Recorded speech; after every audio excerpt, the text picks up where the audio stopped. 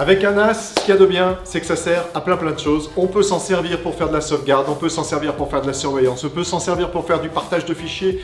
Bref, il y a 1001 fonctions dans un NAS. Aujourd'hui, je vais vous présenter le NAS de chez Synology, le DS920+. C'est un NAS qui dispose de 4 emplacements, mais vous allez pouvoir l'étendre à 7 emplacements avec sa petite baie d'extension. Je vous en dis plus juste après le jingle. Et au fait, j'ai fait oublier, bonjour à tous et bienvenue sur la chaîne de Carpe Diem IT Services et Télécom.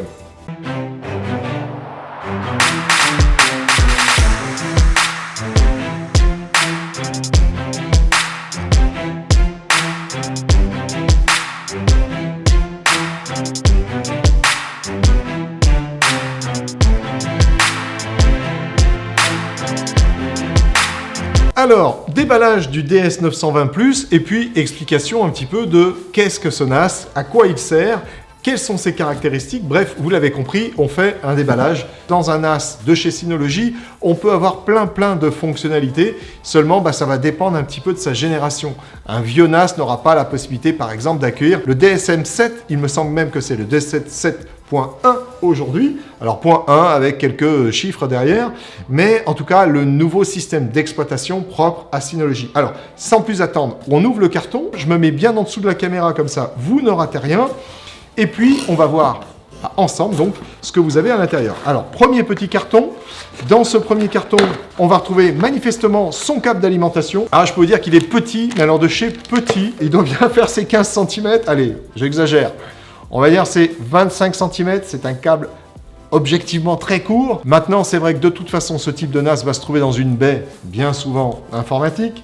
Et donc, dans une baie informatique, il n'y a pas besoin d'un câble trop long, voire même on remplace ce câble-là par un câble qui va aller le relier directement à un onduleur. À l'intérieur, qu'est-ce qu'on trouve? Un autre petit carton dans lequel on va trouver son alimentation. Alors, là, on a quoi? On a un câble, allez, on va dire 1m20, 1m20 de long, donc c'est pas non plus géant. On va évidemment mettre un câble qui va le relier à l'onduleur. Je vous dirais même que quand les câbles sont trop longs, c'est un peu pénible dans une baie informatique parce qu'on est obligé de les attacher. Ça vous fait quelque chose de plus discret que ce câble-là. On a un premier câble réseau, un deuxième câble réseau. Vous l'avez compris, ce NAS est doté de 2 interfaces Ethernet en gigabits. On a les 2 petites clés, ça va juste nous permettre de fermer, on va dire le petit loquet du berceau, c'est-à-dire l'endroit où on va mettre le disque dur ou disque SSD selon ce que vous désirez mettre à l'intérieur. Et puis on a le petit lot de visseries, je vous le montre ici, qui va nous servir à évidemment installer les disques à l'intérieur. Alors, les disques, vous allez choisir, mais on va pouvoir vous aider. C'est-à-dire que si vous nous dites, voilà, moi j'aimerais faire du montage vidéo, on va vous proposer certains types de disques. Et d'ailleurs, on va en voir des disques. Donc, un petit peu dans la deuxième partie de vidéo, je vais vous montrer l'intérieur du NAS. Et puis, je vais vous montrer les disques que nous allons installer à l'intérieur. Il y a des familles de disques qui sont prédestinés au NAS. C'est-à-dire que les fabricants, on va dire, réunissent des caractéristiques qui sont propres à être exploitées dans un NAS. L'essentiel étant d'être dans les disques compatibles donnés par Synology. Si le disque est listé dans les disques compatibles, vous êtes certain qu'il le sera. Sinon, vous prenez quand même un petit risque. Voilà. Alors, la liste est quand même suffisamment large, suffisamment longue pour que vous trouviez normalement votre bonheur. En tout cas, si, et je vous le recommande, vous passez par Carpe Diem IT Services et Télécom pour choisir votre NAS, assurément, on vous proposera le bon disque. Et puis surtout, on vous réalisera l'installation, car il ne s'agit pas que d'installer des disques. Au niveau du NAS, il y a tout un tas d'autres choses à faire. Et puis les petits paramétrages en relation avec votre environnement, c'est-à-dire est-ce que vous avez un environnement Windows, est-ce que vous avez un environnement Mac, est-ce que vous allez vous en servir pour faire de la vidéosurveillance, est-ce que vous allez vous en servir pour faire un serveur de fichiers, est-ce que vous allez vous en servir pour faire de la sauvegarde d'une façon générale. Bref, il y a pas mal de travail quand on installe un NAS. C'est vraiment pas que mettre des disques à l'intérieur et puis le connecter. Non, il y a quand même beaucoup d'autres choses. Dans cette petite notice, je vais vous la montrer sur cette caméra. Bon, il vous montre comment installer les disques à l'intérieur. C'est vraiment l'opération qui est la plus facile. Tout le reste n'est pas indiqué dans la notice. Bon, après, vous avez des tutos sur Synology. Maintenant, encore une fois, passer par un professionnel tel que Carpe Diem, c'est aussi l'assurance d'avoir un travail bien fait et vous êtes sûr comme ça d'atteindre vos objectifs. Maintenant, nous allons passer justement au NAS. Alors, on enlève la petite protection en carton. il est là-dessous. Normalement, je suis bien en dessous également. Et on retire le NAS. Là, nous avons, on va dire, la petite feutrine qui protège le NAS, surtout, on va dire, des traces de doigts, parce que sinon, c'est très très fin. Je l'enlève et on découvre tout de suite, on va dire déjà, les connexions, les connecteurs dont dispose ce fameux NAS. Donc, vous le voyez ici de face. Comment on fait? Je vous le mets sous cette caméra et normalement, là, vous allez vraiment bien voir la chose. 4 emplacements disques, ils sont numérotés de 1 à 4. Vous avez la petite clé ou les 2 petites clés qui vont vous servir à ouvrir les berceaux. Vous avez de ce côté-ci les petites LED qui sont là pour symboliser le fonctionnement du disque. Le status qui est lui là pour vous montrer juste qu'il est en activité. Le bouton marche-arrêt que vous avez juste en bas. Un USB 3.1 qui est ici. C'est peut-être d'ailleurs un USB 3.2. Je vous avoue qu'on le regardera ensemble. Je n'en suis pas sûr au moment où je vous tourne cette vidéo. Mais en tout cas, l'usage est de connecter un disque dur ou un disque SSD pour pouvoir faire des copies dans un sens ou dans un autre. Voilà, c'est pas forcément un disque que vous allez laisser brancher en permanence, mais c'est un disque que vous pourriez avoir de connecter au moment où vous allez rapatrier des données. Ensuite, vous avez de l'autre côté, juste ici, eh bien, deux emplacements Ethernet qui sont en gigabits. Vous allez pouvoir faire un trunk dessus, c'est-à-dire doubler en quelque sorte la bande passante que vous avez vis-à-vis de ce NAS. Vous allez pouvoir aussi faire du failover, donc un lien de secours. En cas de rupture du premier lien, vous passez au deuxième lien. Vous avez un autre USB 3 de ce côté-ci. Vous avez le port, alors je ne sais pas si vous allez bien le voir, je me déplace un petit peu. Vous avez le port de sécurité Kensington, c'est-à-dire là où vous fixez le câble de sécurité pour éviter qu'on vous vole le NAS. Vous avez un emplacement eSATA qui vous permet de raccorder là aussi un storage externe. Et enfin, vous avez l'entrée de l'alimentation qui va se faire ici.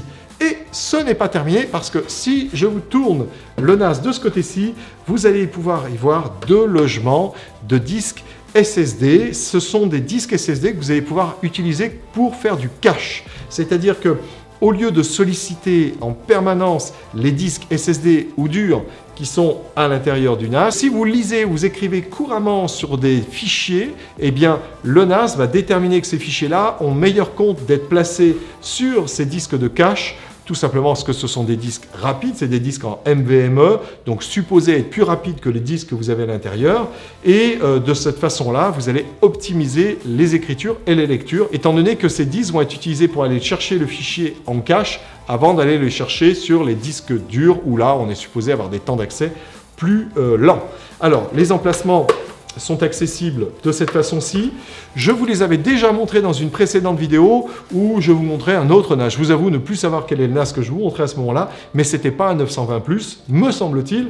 Et en tout cas, ici, vous avez deux emplacements pour mettre des disques SSD en NVMe. Alors, je vous avais déjà fait le même commentaire, je vous refais le même commentaire. On a un petit, on va dire, une petite clé qui est là pour déverrouiller les disques en face avant.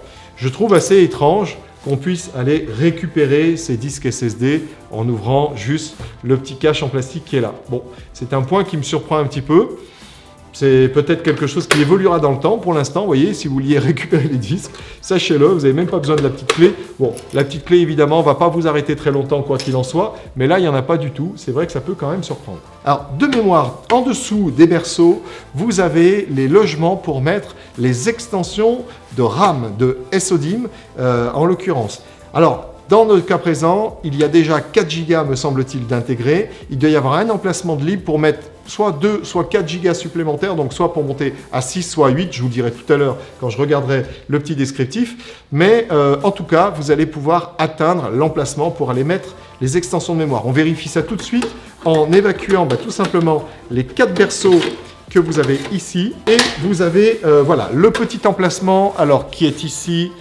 Le petit emplacement qui est de ce côté, qui va vous permettre effectivement d'ajouter cette barrette mémoire supplémentaire. Alors, nous, en l'occurrence, on a choisi de mettre des disques qui ne sont pas forcément les disques que vous auriez on va dire en première intention, l'envie de mettre dans un NAS. Il y a des disques durs chez Western Digital en l'occurrence. Bon, il n'y a pas que Western Digital, hein. Vous avez Seagate, vous avez Hitachi, vous avez Samsung. Bon, nous, on revend souvent les disques Western Digital parce que historiquement, c'est un petit peu ce qu'on a toujours fait et on a toujours eu un très très faible taux de SAV. Et vous savez que dans le monde de l'entreprise, c'est vraiment, on va dire, l'objectif recherché, en tout cas un des principaux objectifs, c'est d'avoir le minimum de SAV. Et avec Western Digital, on n'a jamais eu de déception. Alors, en l'occurrence, chez Western Digital, il y a une famille de disques qui s'appelle les disques, je vous le montre, Western Digital Red. Alors, vous voyez, c'est juste ce que vous avez là. Eh bien, la famille des disques Red est destinée, en fait, à aller s'intégrer dans un NAS. Alors, on peut vous proposer ce type de disque. C'est-à-dire que ce n'est pas un mauvais choix de prendre ces disques-là. Ils ont été étudiés pour l'utilisation en mode NAS. Seulement, on va dire que les autres familles de disques chez Western Digital n'ont pas d'avis contraire à aller dans un NAS. C'est juste qu'elles ont des caractéristiques qui sont peut-être légèrement supérieures et donc à un coût légèrement supérieur à ceux que vous metteriez donc dans la famille RAID dans un NAS. Voilà. De ce fait, ils sont un peu plus chers, mais en l'occurrence pour nous, ils nous paraissent quand même de meilleure facture. En termes de performance, bon, ils sont un peu meilleurs. Alors là, je vous parle de la famille Gold, donc je vous le montre juste ici. Là, c'est un assez gros disque, hein. C'est un disque de 16 Tera, donc on a de quoi voir venir. Mais peu importe, la famille Gold existe dans pas mal de capacités différentes. Et surtout, notre choix se porte sur la famille Gold parce que, en gros, vous avez un MTBF qui est plus ou moins du double que la famille Red. Donc, bon, le Red, le Gold, en l'occurrence, avant d'arriver au MTBF, vous aurez quand même quelques années devant vous. Mais voilà, on se dit qu'il y a 10-15% de différence en termes de prix. On est à plus ou moins x2 en termes de MTBF. On a des performances qui sont quand même là aussi de 15 à 30% supérieures dans la famille Gold que dans la famille Red. Bon, bah pourquoi pas les mettre et avoir des meilleures performances pendant toute la vie et du NAS et des disques. Bon, en l'occurrence, nous, on va mettre donc des Gold dans ce NAS-là. Alors, ce NAS-là, le DS920+, a quelques spécificités qui font que on vous recommandera ce NAS selon le type de fonction que vous voulez tirer tout simplement du NAS. Alors, par exemple, vous savez, à Carpe Diem, on propose, on va dire, 2 types de sauvegarde. On en proposait même historiquement 3. Alors, je vais passer par déjà celui qu'on propose le moins aujourd'hui, c'est Acronis. Alors, pourquoi on propose le moins Acronis? Parce que c'est une solution qui est full soft, full logiciel. C'est-à-dire que on ne fait de la sauvegarde que logiciel. Alors, on peut néanmoins sauvegarder en local sur des disques, mais ça ne propose pas de matériel. Et on aime bien qu'une solution de sauvegarde propose en même temps son propre matériel. Ça nous assure, on va dire, une bonne cohérence entre la partie logicielle et la partie matérielle. Et donc, on propose, on va dire, 8 fois sur 10 des sauvegardes BIMO. BIMO, c'est un fabricant dont on vous a souvent parlé, un excellent fabricant de sauvegarde. On mettra peut-être un petit lien juste là-haut pour vous parler des offres BIMO. Il faudra d'ailleurs qu'on vous retourne des vidéos sur BIMO. Ça fait quelques temps maintenant qu'on n'a pas fait. Et ça nous manque. Donc, on va bientôt refaire des vidéos sur BIMO. Alors, et quand on ne vend pas des sauvegardes BIMO, eh bien, on peut proposer des sauvegardes Synology. Et là, en l'occurrence, eh bien, c'est précisément ce à quoi va servir ce NAS-là. C'est-à-dire que chez nous, on a 2 types de sauvegardes qui correspondent à 2 types, on va dire, de données sauvegardées. Alors, je ne vais pas rentrer dans tous les détails. Là, c'est juste histoire de vous présenter le NAS Synology. Mais voilà. On a des sauvegardes qu'on va préférer faire sur Synology et on a des sauvegardes qu'on va préférer faire sur BIMO. Et en l'occurrence, on a les 2 systèmes, donc on est vraiment tranquille pour vous en parler. Là, bien, le DS920+, ce qui va vous permettre justement de faire au niveau de ces sauvegardes, c'est d'avoir les fonctionnalités de réplication instantanée qui sont prises en charge et très bien prises en charge par cette génération de NAS. Si on tape dans des générations plus vieilles, on peut aussi avoir ce mode de réplication pris en charge, mais avec un niveau de performance qui est moindre, et puis un nombre de réplications simultanées qui peut être pris en compte, là aussi un peu moindre. Donc, on a préféré changer de NAS et être tranquille, à l'aise, on va dire, pour les quelques années à venir. Alors, je vous donne maintenant quelques caractéristiques de ce NAS. Donc déjà, par rapport à ses prédécesseurs, à la famille, on va dire, là on est donc sur une famille 920, c'est-à-dire une génération qui est sortie en 2020-2021. on n'a pas encore la 2022 dans cette catégorie de produits, eh bien on a par rapport à la génération précédente 15% d'amélioration de performance. Ça va se voir sur un petit peu tout type de fonctionnalités qu'on pourrait exploiter avec ce NAS. On y reviendra un petit peu plus tard. Vous avez la possibilité d'étendre le stockage jusqu'à un total de 9 disques avec la petite baie DX517. Alors quand je dis petite, il y en a quand même 5 de disques à l'intérieur, donc vous avez les 4 ici, plus les 5 que vous trouvez dans cette baie DX517. Et vous allez ainsi pouvoir augmenter le nombre de volumes, que ce soit donc en termes de nombre de volumes montés ou que ce soit en termes de capacité de stockage. Donc vous faites des piles de RAID, on y reviendra un petit peu plus tard. Alors, comme je vous l'indiquais, ce NAS-là a comme caractéristique, en tout cas c'est celle-là qui a retenu notre attention, la possibilité de gérer des snapshots de réplication, c'est-à-dire que vous avez 2 NAS comme ceci, vous en mettez un par exemple dans l'entreprise, un autre dans une autre entreprise ou au domicile du gérant, et vous allez pouvoir répliquer d'une façon quasiment permanente, c'est-à-dire toutes les quelques minutes, l'intégralité des données qui sont dans ce NAS vers un NAS distant. Alors c'est l'intégralité ou simplement certains dossiers ou même des LON, c'est-à-dire des volumes de données, on ne va pas rentrer dans des détails trop techniques, et ce en instantané. C'est-à-dire donc sans arrêter l'utilisation, l'accès finalement à ces mêmes fichiers qui seraient contenus à l'intérieur du NAS, vous allez pouvoir les copier directement sur un autre NAS qui vous assure, on va dire tout simplement, un plan de continuité d'activité ou de reprise d'activité. En cas de défaillance du premier NAS, vous allez pouvoir repartir très facilement sur le second NAS. Alors, qu'est-ce que je peux vous dire également? Il y a plein de choses à vous dire en fait sur ce NAS-là. Vous avez déjà en termes de performance, une performance qui est assez exceptionnelle parce que vous allez pouvoir monter jusqu'à 225 mégaoctets par seconde en termes d'écriture. Donc, je ne sais pas si vous imaginez, mais c'est quand même assez important. Alors, il faut avoir un réseau local qui soit bien dimensionné, avec des switches de bonne facture, avec évidemment des postes qui peuvent répondre à cela. On parle de gigabits au niveau de sa carte réseau, donc si on était en 10 gigabits, on pourrait atteindre des performances encore supérieures. Maintenant, ça serait donc un NAS qui aurait un tarif un petit peu différent. Et alors, comment on fait pour obtenir justement ce débit-là, on va dire, assez important? Ça passe aussi par les 2 disques de cache que je vous ai montrés juste en dessous ici, qui vont venir stocker les fichiers couramment utilisés, que ce soit pour de la lecture ou pour de l'écriture. L'ensemble de cela, c'est-à-dire les performances du NAS, plus le cache qui va servir un petit peu de stockage intermédiaire, eh bien, va augmenter la vitesse d'écriture ou de lecture. Alors, dans cette famille de NAS, c'est un petit processeur, ce qu'on a. Et c'est à peu près le seul endroit où je serais, on va dire, en accord avec moi-même à vous proposer ce type de processeur parce qu'on est sur un tout petit processeur, on est sur un processeur Intel Celeron, c'est le Intel Celeron J4125, donc c'est un processeur qui va d'une fréquence de 2 GHz à 2,7 GHz selon un petit peu les ressources que vous exploitez sur le NAS. C'est un petit processeur qui est bien, on va dire, dimensionné en rapport avec cette famille de NAS. Si vous allez après sur des NAS rackables ou des NAS un peu plus gros, eh bien vous allez avoir des processeurs un peu plus costauds jusqu'au Xeon chez Synology. Mais là, on parle d'une autre famille de NAS et puis avec un autre tarif également.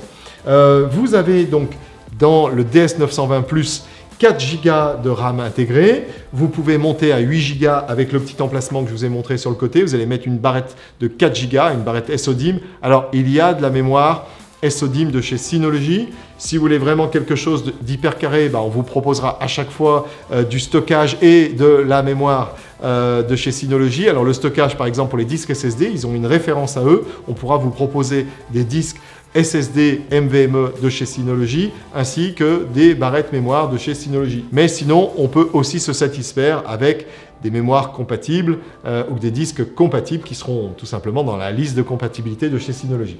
Alors, vous avez les 4 emplacements comme je vous l'ai indiqué, soit du 3,5 pouces, soit du 2,5 pouces, parce que vous avez les petits adaptateurs ici pour monter des disques de 2,5 pouces. J'espère qu'on le voit bien à la caméra. Et donc, ça sera dans ce cas-là des disques. Remarquez, ça pourrait être des disques durs, mais aujourd'hui, en disque 2,5 pouces, on trouve surtout des disques en SSD. Vous avez un NAS qui a une profondeur de 199 mm, qui a une hauteur de 166 mm et enfin une largeur de 223 mm. Donc, ce n'est pas un cube, c'est plutôt un rectangle. mais voilà, il est relativement compact, hein, vous voyez, entre les 4 disques, il n'y a quand même pas beaucoup d'espace perdu. Vous avez enfin un NAS qui a un poids de 2,24 kg vide, évidemment, ça va dépendre ensuite des disques que vous allez mettre à l'intérieur, mais c'est quand même beaucoup moins grave que dans le cas d'un PC portable, car de toute façon, vous ne le portez pas toute la journée. Il est Wake Online, il a une marche arrêt qui peut être planifiée à travers le DSM, vous allez pouvoir paramétrer tout cela. Et puis après le reste, l'altitude, sachez que vous pouvez monter jusqu'à 5000 mètres d'altitude pour pouvoir l'utiliser, c'est dire que vous allez pouvoir l'emmener partout avec vous. Voilà, là je vous ai donné les grosses caractéristiques. On va maintenant partir plus sur les caractéristiques, on va dire logicielles, ce qui peut être utilisé avec. Alors ce qu'il faut savoir déjà, c'est que vous avez tout un tas de services qui vont fonctionner ou de paquets qui vont fonctionner sur ce NAS. Tous les services ne seront pas forcément utilisés quand on va les installer chez vous, c'est-à-dire qu'en fonction de votre besoin, il y a des services qu'on va activer ou pas, il y a des paquets qu'on va installer ou pas, mais chacun d'eux aura une limite en termes de possibilités, tout simplement par rapport à la capacité processeur, mémoire de ce NAS. Et en l'occurrence, c'est quelque chose qu'on détermine plutôt avant. C'est-à-dire qu'en fonction de ce que vous voulez faire avec, on va vous dire, il faudra plutôt prendre ce NAS-là ou plutôt celui-là. Alors, le DS 920 Plus va pouvoir gérer un nombre d'utilisateurs locaux maximum de 2048. Donc, normalement, vous êtes un petit peu tranquille. Vous avez un nombre maximal de groupes locaux de 256, donc là c'est pareil. Un nombre de dossiers partagés de 512. Et enfin, un nombre maximal de connexions simultanées, que ce soit en FTP, en Samba, en NFS, en ce que vous voulez, mais en tout cas de connexions à distance à ces fichiers, de 1000 en simultané. Donc vous êtes un petit peu tranquille. Et puis au niveau Synology Drive, qui est quand même la fonctionnalité très souvent utilisé dans les NAS. Synology Drive, c'est un logiciel qui va vous permettre de faire une sorte de OneDrive perso, c'est-à-dire qu'au lieu d'utiliser le OneDrive de Microsoft ou le G-Drive de Google, eh bien vous allez utiliser le Synology Drive du NAS Synology et vous avez votre propre gestion en mode cloud de vos fichiers. Et bien là, chaque NAS va plus ou moins avoir sa limite en termes de capacité, en termes de nombre de fichiers. Sachez que dans cette NAS-là, vous allez pouvoir avoir un maximum de 500 000 fichiers hébergés. Ça peut sembler beaucoup, mais attention, ça peut aller très vite. Quand on est une entreprise avec 10, 15, 20 utilisateurs, on peut très vite avoir ce nombre de fichiers.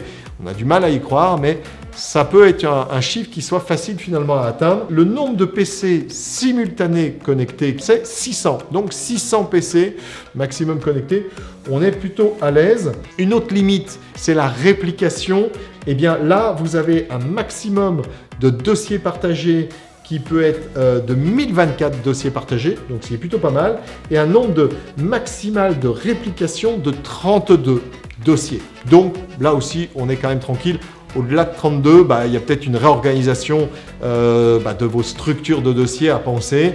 Il y a peut-être une autre façon de voir les choses. Alors, en termes de système de fichiers, les NAS Synology ont leur propre système. On va dire celui qui est le plus souvent utilisé, c'est aujourd'hui le BTRFS, qui est vraiment le système de prédilection pour les NAS Synology, parce que c'est par exemple avec ce système-là que vous allez pouvoir exploiter justement le snapshot de réplication qui va nécessiter d'avoir ce type de système de fichiers pour justement pouvoir utiliser cette fonction. Et il y a plein d'autres paquets ou fonctionnalités qui vont nécessiter ce système de fichiers pour pouvoir justement être utilisé. Alors après, dessus, vous allez pouvoir faire tout type de montage RAID, alors tout type en pensant quand même que vous n'avez que 4 emplacements disques. Après, vous pouvez avoir la box DX517 qui va vous amener 5 disques supplémentaires, mais néanmoins, voilà, vous aurez une limite. En l'occurrence, on est quand même plutôt à l'aise parce que vous allez pouvoir faire une gestion basique, c'est-à-dire un disque qui sera seul, standalone. Vous allez avoir du JBOD, vous allez avoir du RAID 0, du RAID 1, du RAID 5, du RAID 6, du RAID 10. Donc, on va dire que vous êtes à peu près tranquille. Vous pouvez faire tout type de RAID commun par rapport à cette forme factor de NAS. Ça va sans dire. Vous avez un volume maximal qui est de 108 téraoctets. Donc, vous avez de quoi avoir venir. Enfin, normalement, vous avez de quoi avoir venir. Avec un maximum de volume interne de 64. Voilà. C'est le nombre de volumes indépendants les uns des autres que vous allez pouvoir créer dans le DSM. De toute façon, au-delà de 24 volumes, je pense que là, on parle d'une grosse entreprise. Là, je pense sincèrement que jusqu'à 100, 200 personnes, Je suis pas sûr que vous soyez 100 ou 200 personnes autour de ce NAS. Mais bon, au-delà de 100-200 personnes, peut-être que vous avez besoin de plus de 64 volumes de stockage. Avant, franchement, j'ai quand même un doute. À mon avis, ça peut convenir quand même à pas mal de monde.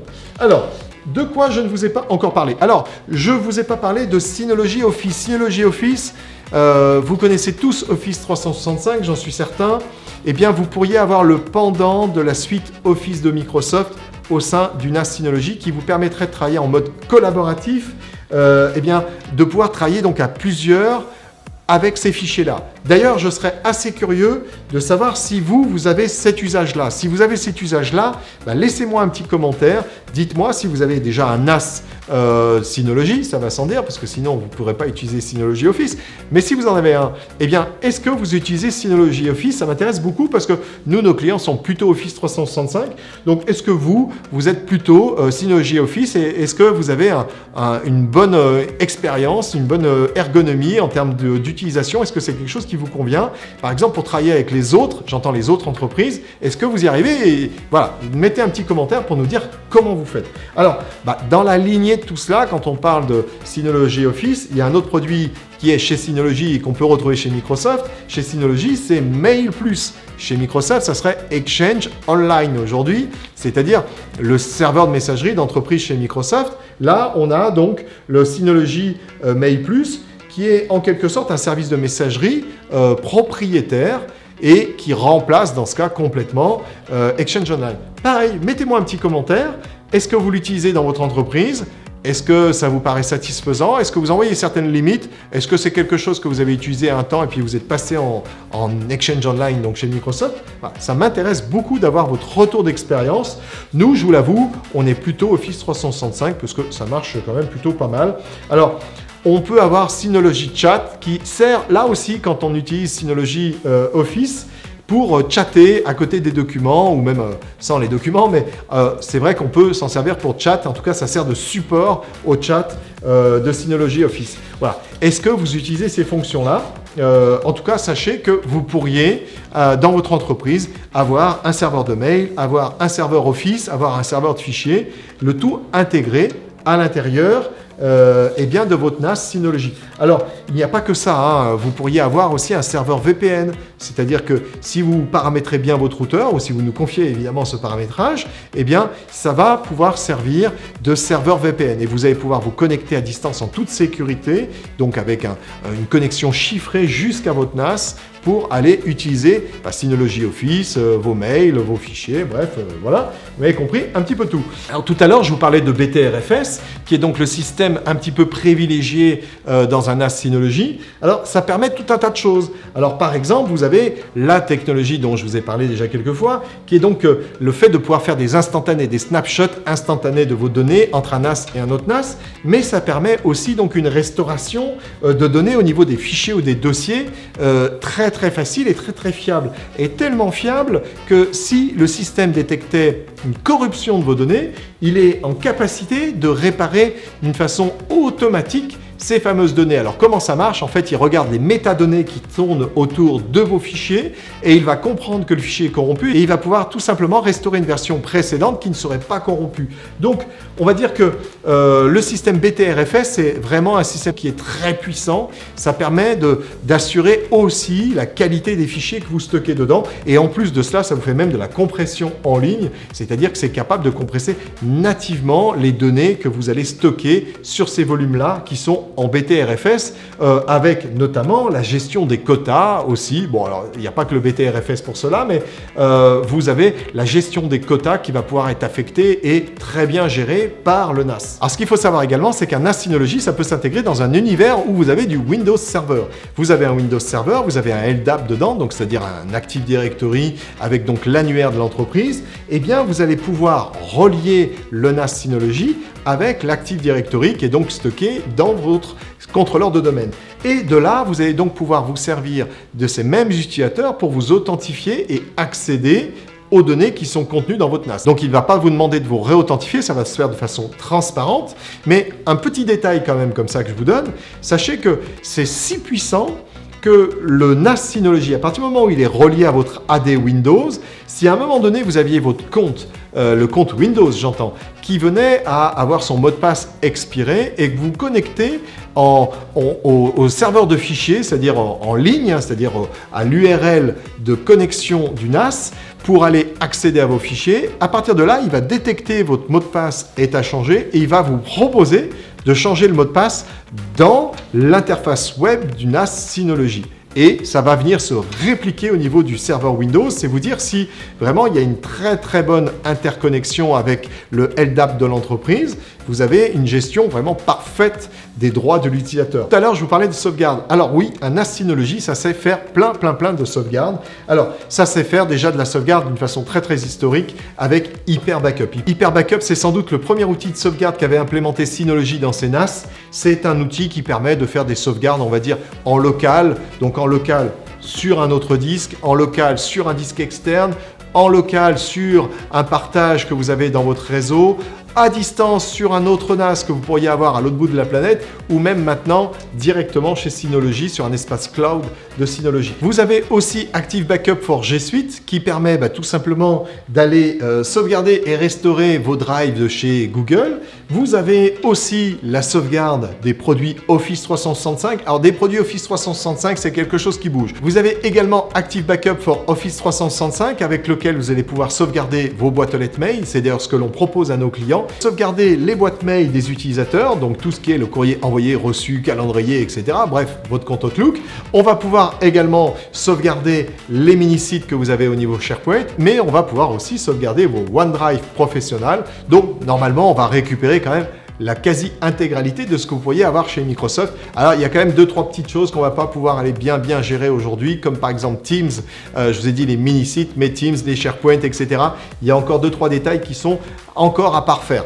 Mais c'est quand même pas mal, on va sauvegarder 80% de vos datas qui, actuellement, je vous en informe, si vous ne le saviez pas, ne sont pas du tout sauvegardées chez Microsoft. Vous avez une rétention et puis une rétention de votre corbeille, mais ce qui n'est pas du tout une sauvegarde. Bon, bref, gardez-le à l'esprit. Avec un NAS Synology, ça peut être une bonne solution pour aller sauvegarder ces données-là. Et enfin, vous avez Active Backup for Business qui va vous permettre d'aller sauvegarder les ordinateurs que vous avez au sein de votre réseau.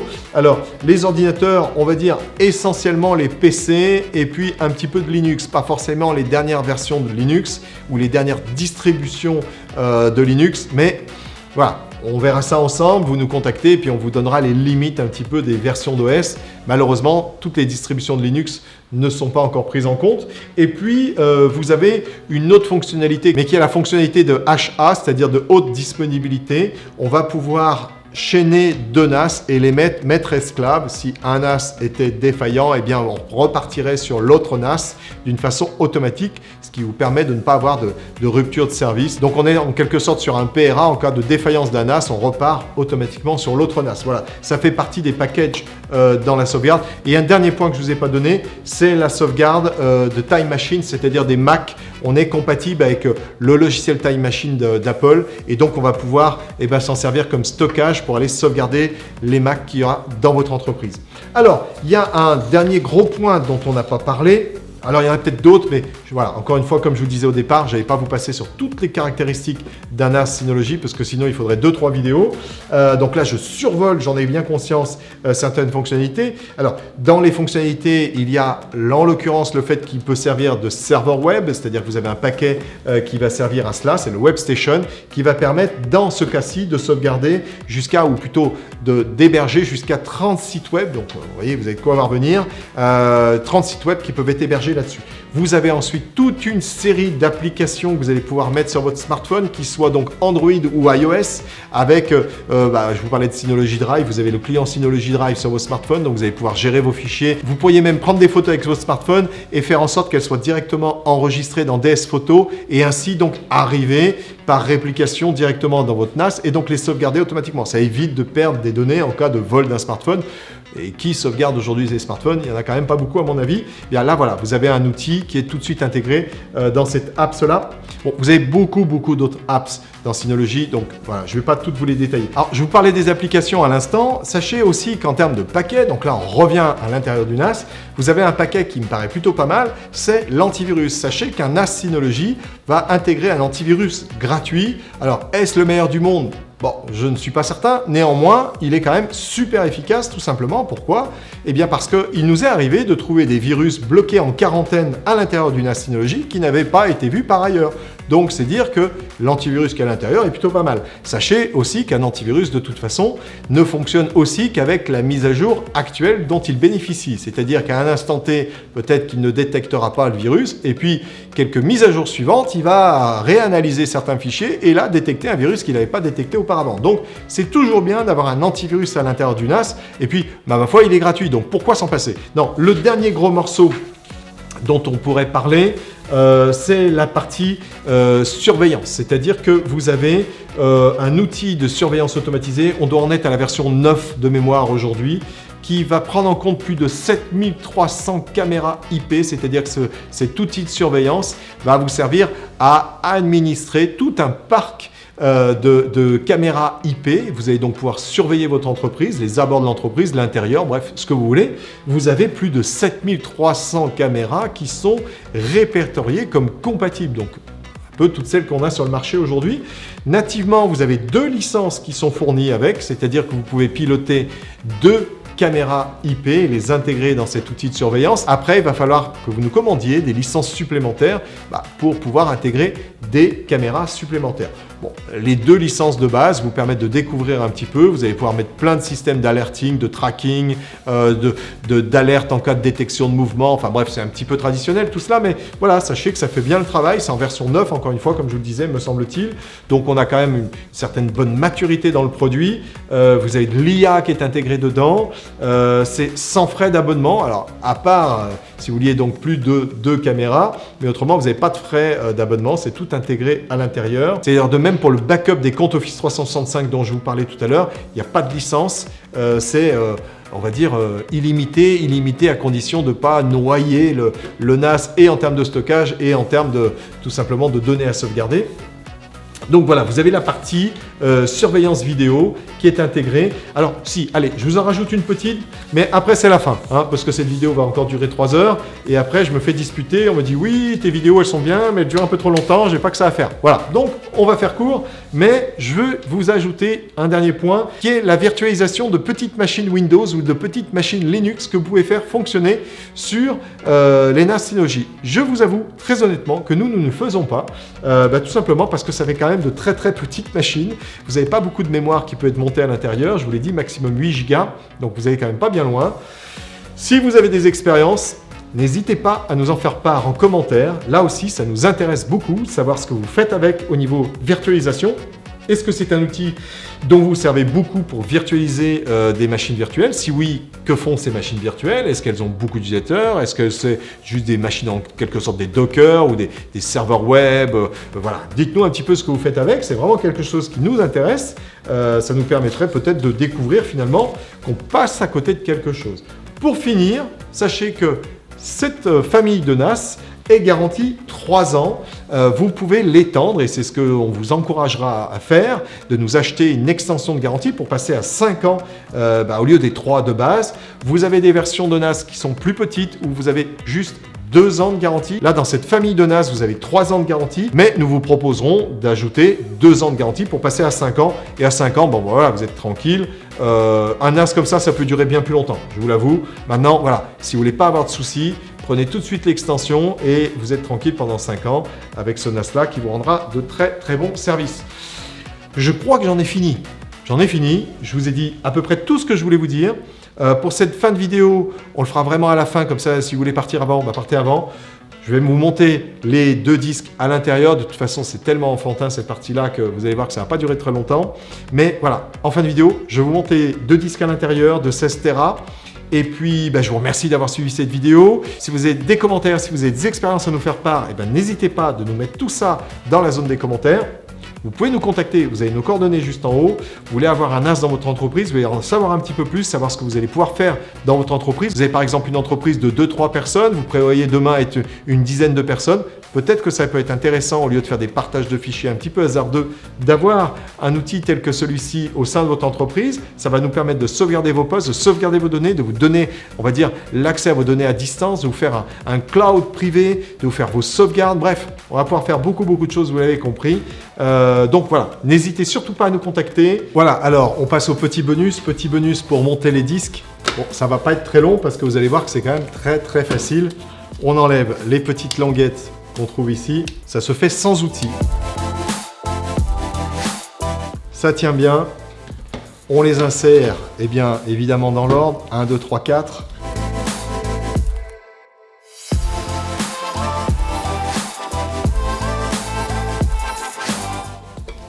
On ne peut plus rien ouvrir, c'est parfait. Je vous remercie une nouvelle fois d'avoir suivi cette vidéo. N'oubliez pas avant de partir de liker la vidéo, n'oubliez pas de vous abonner si ce n'était pas déjà fait. Je vous remercie d'avoir suivi celle-ci, prenez soin de vous et à très bientôt pour la présentation de nouveaux produits, de nouveaux logiciels. On verra bien.